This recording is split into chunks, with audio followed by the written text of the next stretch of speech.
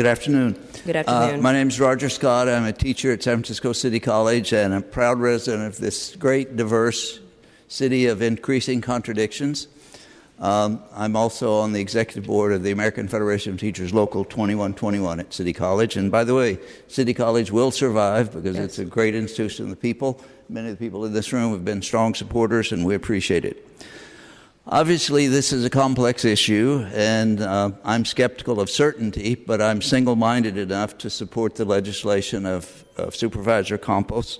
I think it makes sense. I'd like to offer some anecdotal information, because I think that's one way of putting a complex issue into human perspective, and I may be naive or idealistic enough to think that if I make a good point, some of you may act on it.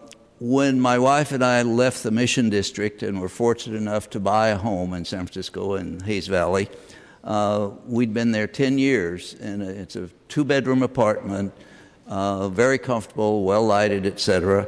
And because of rent control, which I strongly support, that the rent went up from $277 a month to $434 a month. Now, to rent that apartment or a comparable apartment would cost maybe $5,000. This increase is outrageous. It's a combination of many factors. Our Airbnb is only one part of this whole process.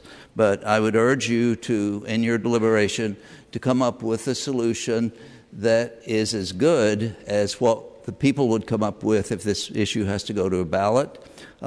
Years ago, I met a labor writer who I disagreed with on a lot of issues, but he said, it's ghoulish to make money off other people's misfortune.